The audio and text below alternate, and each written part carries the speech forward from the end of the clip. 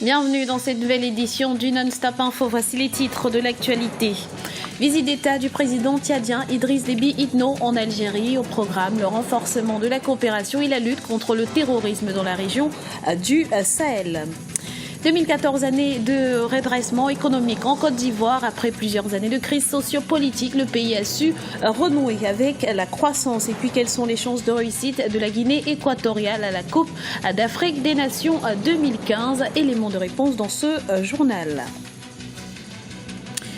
Mais avant de développer ces titres, du ballon rond à la politique, Georges Weah, ancienne star internationale de football, a été élu sénateur au Libéria ce dimanche. Avec 78% des voix, le leader du Congrès pour le changement démocratique, principal parti de l'opposition, a largement dévancé Robert Sirleaf, qui briguait également la circonscription de Montserrado. Réaction de Djibril Traoré, membre de la Confédération africaine de football.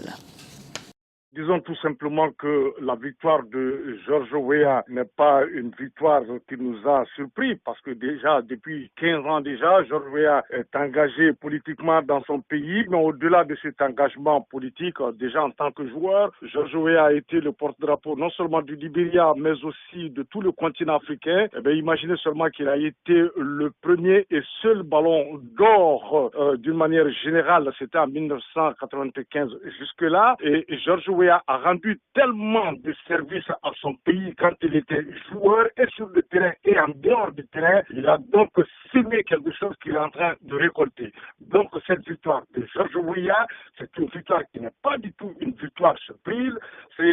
Georges Weah pourrait même devenir après autre chose que tout cela qu'un simple sénateur parce qu'il a su faire, il a aidé son pays et quand vous aidez votre pays, tôt ou tard, cela paye.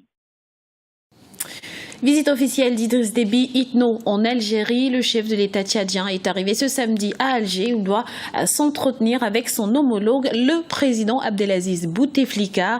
Au centre des discussions, la coopération bilatérale, mais aussi et surtout la lutte contre le terrorisme au Sahel. Guevanido. La lutte contre le terrorisme au Sahel occupe une place de choix dans les discussions entre les présidents Idriss Déby et Abdelaziz Bouteflika. Sur invitation de son homologue algérien, les deux présidents tenteront de trouver une solution à l'instabilité grandissante au Sahel, notamment en Libye, pays en proie à des conflits intenses depuis la chute du président Mouammar Kadhafi en 2011. C'est que la situation sécuritaire au niveau du Sahel et du Sahara d'ailleurs en général est marquée depuis un certain temps par l'émergence des groupes islamistes et des groupes terroristes. La mise en commun des moyens d'information, de renseignement et éventuellement la coordination des actions pourrait être bénéfique effectivement à terme dans la lutte contre ce terrorisme. La guerre contre le terrorisme s'est étendue au Sahel et à tout le Sahara à cause de la crise en Libye. Le 19 décembre dernier, les pays du Sahel ont appelé à une intervention militaire de l'ONU. Une déclaration qui n'a pas été du goût des autorités algériennes qui préconisent plutôt une solution politique interne. Les Libyens sont les seuls habilités à définir les fondements et les contours de la solution politique en dehors de toute forme d'ingérence étrangère. Nous avons une dette à l'égard du peuple frère libyen qui nous a soutenus durant notre guerre de libération nationale. C'est sous ce double prisme qu'il faut situer les efforts constants et persévérants que nous développons pour aider les parties libyennes à sortir de la logique de la confrontation armée et à faire prévaloir la voie du dialogue pour parvenir à une solution politique de cette crise qui dure depuis plus de 4 années. Cette visite qui prendra fin ce lundi permettra aussi aux deux chefs d'État d'analyser la nature de la coopération bilatérale qui les unit. Autre point au menu des discussions, les questions d'intérêt commun sur la scène internationale, notamment en Afrique.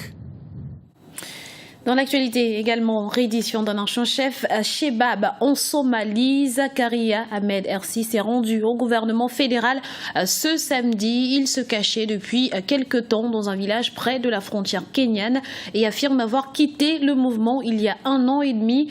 Son arrestation est une aubaine pour les autorités somaliennes en quête d'informations fiables afin de prévenir les attaques du groupe islamiste Al-Shabaab. Alors que l'année 2014 touche à sa fin, l'heure est au bilan en Côte d'Ivoire. Elle a été marquée par des événements majeurs sur le plan politique, économique et social. Flashback avec notre correspondant sur place, Serge Kofi. La Côte d'Ivoire a connu de grands moments en 2014. Au plan culturel, le Massa, Marché des arts du spectacle africain a consacré le retour d'Abidjan comme plaque tournante de la culture africaine. Sur le plan politique, 2 des 3 grands partis vivent des moments agités. Au PDCI, Parti démocratique de Côte d'Ivoire, l'appel de Daoukro lancé par le président du parti, Henri Konan Bédié, à voter pour Alassane Ouattara à l'élection présidentielle de 2015, dans le cadre du rassemblement des oufoutistes pour la démocratie et la paix, suscite des résistances. Le PDCI présentera un candidat en 2015 et ce candidat sera un militant actif du PDCI. Au FPI, Front populaire ivoirien, le président Pascal Affi-N'Guessan est contesté par une partie de la direction qui veut confier le parti à son fondateur, l'ex-président Laurent Gbagbo. On ne peut pas tourner la page du président Laurent Gbagbo. Nous voulions que toute la communauté internationale sache que la présence du président Laurent Gbagbo en Côte d'Ivoire permettra à ce pays de reprendre son souffle. Au niveau de la réconciliation nationale, des avancées ont été enregistrées. Cela a été consigné dans le rapport d'activité remis au chef de l'État. Ce dernier a annoncé la constitution d'un fonds de 10 milliards de francs CFA pour indemniser les victimes. Pour Charles Konan Banny, la commission Dialogue, Vérité et Réconciliation qu'il dirige a permis aux victimes de s'exprimer avant de songer à pardonner. Au plan économique, la Côte d'Ivoire enregistre des résultats satisfaisants avec un taux de croissance pour 2014 prévu à 9%. Ce qui retient l'attention, c'est que pour la première fois, le budget du pays dépasse les 5 000 milliards de francs CFA. Un tiers du budget 2015 sera consacré à l'investissement et la réduction de la pauvreté. Le budget 2015 prévoit une dotation de 164,6 milliards de francs CFA pour l'agriculture, notamment à travers les subventions pour le secteur coton, la filière rizicole, et une dotation de l'ordre de 13 milliards de francs CFA a été inscrite spécifiquement pour des dépenses ciblées sur l'emploi. Enfin, le mois de décembre a été marqué par l'inauguration du 3e pont d'Abidjan. Long d'1,5 km, ce pont à péage va réduire les difficultés de circulation dans la capitale économique ivoirienne. Le 3e pont symbolise l'accent mis par les autorités sur les infrastructures pour développer la Côte d'Ivoire. Le drapeau de Boko Haram n'aura flotté que quelques heures à Achi, Gachia. Cette localité qui abrite un camp militaire camerounais avait été prise d'assaut par les combattants du groupe terroriste. Peu de temps après, l'armée camerounaise a lancé une contre-offensive qui lui a permis de reprendre le contrôle de la région. Un succès rendu possible grâce à l'entrée en jeu de l'aviation militaire. On écoute à ce propos Samuel Ngembok, éditorialiste.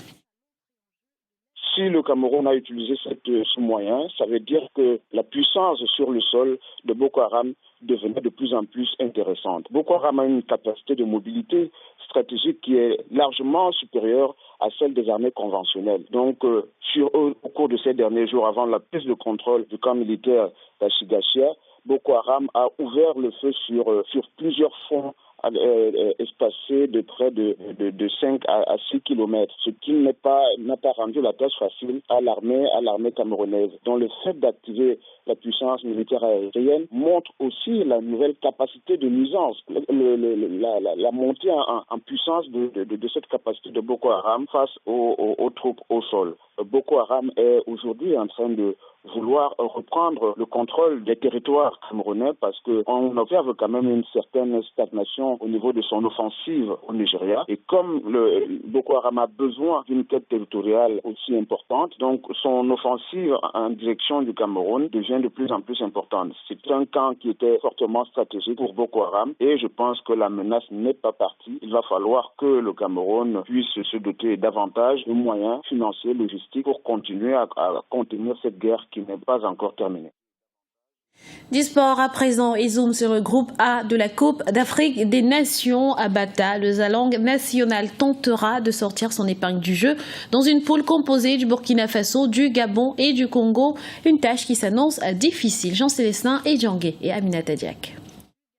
À Bata, le Zalang national de Guinée équatoriale jouera dans une poule A des plus cohérentes avec le Burkina Faso, 58e nation au classement FIFA en 2014, 9 participations à la phase finale de la CAN et finaliste de l'épreuve en 2013. Les Panthères de Gabon avec 5 participations à la CAN et quart finaliste en 1996 et 2012. Puis le Congo qui compte 6 participations et vainqueur de cette épreuve en 1972 à Yaoundé, c'était au Cameroun, face au Mali par 3-2. c'est l'un des groupes les plus faibles, si on peut exprimer ce terme, pendant cette compétition, parce que les équipes qui la constituent ne sont pas des grosses pointures en matière de football africain. Nous avons le Burkina qui a été deuxième de la CAN 2013, mais les joueurs qui constituaient cette équipe-là, qui étaient les plus en vue aujourd'hui, ont régressé en matière de niveau. Je pense le groupe le plus expérimenté de ce groupe-là, suivi du Gabon qui avait été à la CAN 2012 mais n'y était pas en 2013. Mais ils sont revenus avec des nouveaux jeunes qui ont intégré la sélection, y compris les cadres. Et un revenant, le Congo, drivé par le sorcier blanc, et qui a pu quand même, malgré les péripéties pendant les éliminatoires, ils ont pu se qualifier. La Guinée équatoriale, 120e nation au classement FIFA 2014, aurait suivi la Coupe d'Afrique à la télévision, n'eût été le renoncement du Maroc à la dernière minute. Les Alliances nationales ne comptent en effet aucune participation à la Grande Messe continentale en 2012, une édition qu'elle a co-organisée avec le Gabon. Et l'invité surprise, si je peux le dire ainsi, parce que c'est à la dernière vue, la délocalisation de la CAN, que cette équipe est qualifiée en tant que pays organisateur. Je mets un peu la Guinée équatoriale au-dessous des trois autres équipes, parce qu'au moins ces équipes-là ont fait les 6 matchs des éliminatoires, ils ont pu faire quelques matchs amicaux. Donc en matière de compétition, ils sont un peu plus compétitifs que la Guinée équatoriale. Mais c'est vrai que c'est un groupe assez cohérent où il n'y a pas vraiment de stars à incontester, de joueurs stars, à part peut-être Aubameyang. Les Équato-Guinéens ne sont donc jamais parvenus à obtenir leur qualification. Mais les hommes d'Andoni Goïcochea, depuis leur réintégration au titre du pays organisateur le 14 novembre dernier, sont décidés à faire de la CAN 2015 une grande fête du ballon rond à l'échelle continentale, soutenue par près de 700 000 spectateurs qui composent la population de ce pays d'Afrique centrale. La CAN 2015 se déroulera du 17 janvier au 8 février en Guinée équatoriale. Ce journal a été réalisé par l'ensemble de la rédaction. Nous vous remercions de l'avoir suivi. Dans un instant, une nouvelle édition du Non-Stop Info sur Africa 24.